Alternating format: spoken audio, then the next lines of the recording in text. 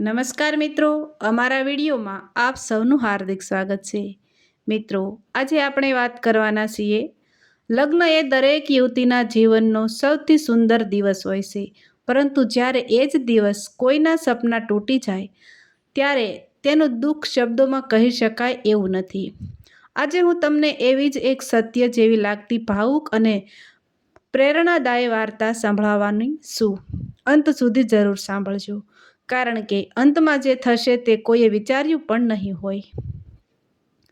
ગુજરાતના એક નાના શહેરમાં નિશા નામની એક સંસ્કારી અને ભણેલી યુવતી રહેતી હતી. તેના પિતા સરકારી શાળામાં શિક્ષક હતા અને માતા ગૃહિણી હતી. પૈસા બહુ નહોતા, પરંતુ ઈમાનદારી અને સંસ્કારોમાં તેમનો પરિવાર ખૂબ જ સમૃદ્ધ હતો. નિશા બાળપણથી જ મહેનતુ હતી. તેણે MBA સુધી અભ્યાસ કર્યો હતો. તેનું સપનું હતું કે એક દિવસ પોતાનો બિઝનેસ ઊભો કરે, પરંતુ પરિવારની ઈચ્છા માટે તેણે પહેલાં લગ્ન કરવાનો નિર્ણય લીધો. થોડા સમય પછી શહેરના જાણીતા વેપારીના દીકરા રાહુલ સાથે તેનો સંબંધ નક્કી થયો. શરૂઆતમાં બધું ખૂબ સારું ચાલતું હતું. બંને પરિવારો વચ્ચે સતત મુલાકાતો થતી હતી. રાહુલ પણ નિશા સાથે મીઠી મીઠી વાતો કરતો હતો. નિશાને લાગતું હતું કે હવે તેનું જીવન ખુશીઓથી ભરાઈ જશે. લગ્નની તૈયારીઓ શરૂ થઈ ગઈ. નિશાના પિતાએ પોતાની જિંદગીની બચત દીકરીના લગ્નમાં ખર્ચી નાખી. કેટલાક પૈસા ઉધાર પણ લીધા. તેમને માત્ર એક જ ચિંતા હતી કે દીકરી હંમેશા ખુશ રહેવી જોઈએ. આખરે લગ્નનો દિવસ આવી ગયો. મંડપ સજાઈ ગયો. મહેમાનોથી આખું સ્થળ ભરાઈ ગયું. ઢોલ નગારાના અવાજ વચ્ચે જાન આવી પહોંચી. નિશા દુલ્હનના વેશમાં ખૂબ જ સુંદર લાગી રહી હતી. તેના ચહેરા પર ખુશી સ્પષ્ટ દેખાતી હતી. એવામાં રાહુલના એક નજીકના સગાએ તેના કાનમાં ધીમેથી કહ્યું, "તું મોટા વેપારીનો દીકરો છે. આ લોકો તો બહુ ગરીબ છે. આવા ઘરમાં લગ્ન કરવાથી સમાજમાં આપણું માન ઘટી જશે. હજુ પણ સમય છે." આ શબ્દોએ રાહુલના મનમાં ઝેર ભરી દીધું. થોડા સમયમાં તેણે પોતાના પિતાને કહ્યું કે તે આ લગ્ન કરવા તૈયાર નથી. થોડી વારમાં આખા મંડપમાં સન્નાટો છવાઈ ગયો. રાહુલે બધાની સામે ઊભા રહીને કહ્યું, "હું આ ગરીબ ઘરની છોકરી સાથે લગ્ન નહીં કરું." આ શબ્દો સાંભળતા જ નિશાના પિતાના પગ કંપી ગયા. માતા રડવા લાગી. મહેમાનોમાં ચર્ચા શરૂ થઈ ગઈ. નિશા ધીમે ધીમે મંડપમાં આવી. તેની આંખોમાં આંસુ હતા, પણ અવાજમાં અદ્રત હિંમત હતી. તેણે રાહુલને પૂછ્યું, "એક વાત કહો, તમે મને નકારી રહ્યા છો કારણ કે હું ખરાબ છું કે મારા પિતા ગરીબ છે?" રાહુલે કોઈ જવાબ આપ્યા વગર માત્ર એટલું કહ્યું, "હું આ લગ્ન નહીં કરું." નિશાએ પોતાના હાથમાંથી વરમાળા નીચે મૂકી અને શાંત અવાજમાં કહ્યું, "આજે તમે મને નહીં, તમારી કિસ્મતને ઠુકરાવી છે. હું વચન આપું છું કે એક દિવસ મારી ઓળખ મારા નામથી થશે, મારા ઘરની ગરીબીથી નહીં." આટલું કહીને નિશા ધીમે ધીમે મંડપમાંથી બહાર નીકળી ગઈ અને ત્યાં હાજર દરેક વ્યક્તિ માત્ર તેને જોતો રહી ગયો.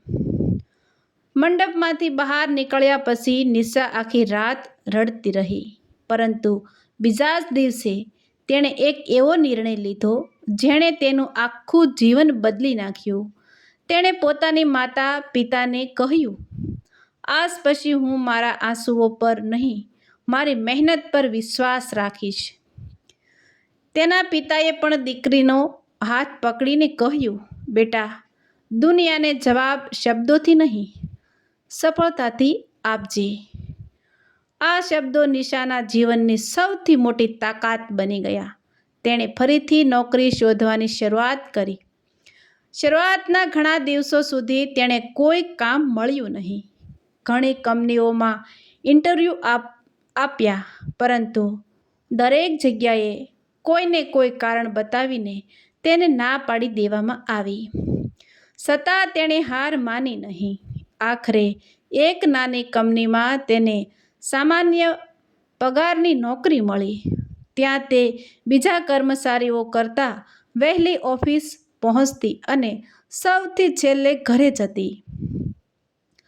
કંપની કેવી રીતે ચાલે છે, ગ્રાહકો સાથે કેવી રીતે વાત કરવી, નફો કેવી રીતે વધારવો અને બજારમાં વિશ્વાસ કેવી રીતે જીતવો, તે દરેક બાબત તેણે ખૂબ ધ્યાનથી શીખી. 3 વર્ષ સુધી તેણે દિવસ રાત મહેનત કરી. પોતાની કમાણીમાંથી થોડા પૈસા બચાવતી રહી. ત્યાર પછી તેણે એક નાનકડા ભાડાના ઓફિસમાં પોતાની કંપની શરૂ કરી. શરૂઆતમાં માત્ર 3 કર્મચારીઓ હતા.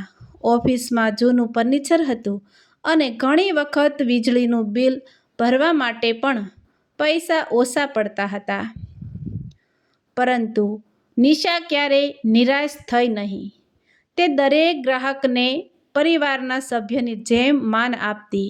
તેના ઉત્પાદનોની ગુણવત્તા અને ઈમાનદારીના કારણે ધીમે ધીમે લોકોનો વિશ્વાસ વધવા લાગ્યો. થોડા જ મહિનાઓમાં ઓર્ડર વધવા લાગ્યા. પછી બીજા શહેરોમાંથી પણ કામ મળવા લાગ્યું. બેંકોએ પણ તેની કંપની પર વિશ્વાસ મૂક્યો અને લોન મંજૂર કરી. 5 વર્ષ પૂરા થતાં જ તેની કંપની કરોડો રૂપિયાનું ટર્નઓવર કરતી બની ગઈ. સેંકડો યુવક યુવતીઓને રોજગાર મળ્યો. સમાચાર પત્રોમાં તેની સફળતાની વાર્તા છપાવા લાગી. ટીવી ચેનલો તેના ઇન્ટરવ્યૂ લેવા આવવા લાગી. લોકો હવે તેને ગરીબ ઘરની છોકરી તરીકે નહીં, પરંતુ સફળ ઉદ્યોગપતિ તરીકે ઓળખવા લાગ્યા. એક દિવસ રાજ્યના સૌથી મોટા ઉદ્યોગપતિ સંમેલનમાં તેને મુખ્ય મહેમાન તરીકે આમંત્રણ મળ્યું. જ્યારે નિશા મંચ પર પહોંચી ત્યારે આખો હોલ તાળીઓના ગડગડાટથી ગૂંજી ઉઠ્યો. પરંતુ એ જ ભીડમાં એક એવો ચહેરો બેઠો હતો જેને જોઈને સમય જાણે 5 વર્ષ પાછળ ચાલી ગયો. તે રાહુલ હતો. પરંતુ આ વખતે તેની આંખોમાં અહંકાર નહોતો, માત્ર પસ્તાવો જ પસ્તાવો હતો.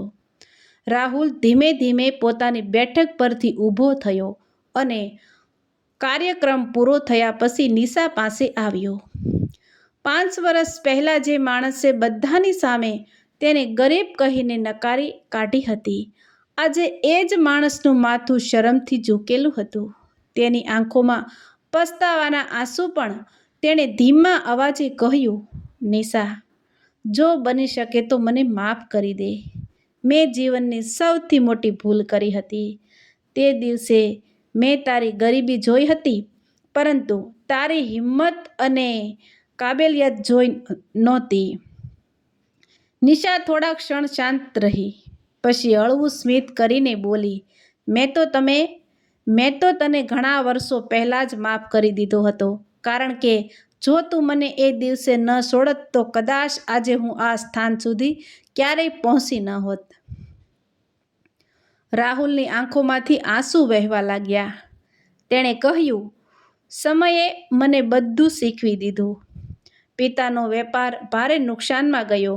કરોડોની કંપની પર દેવું થઈ ગયું.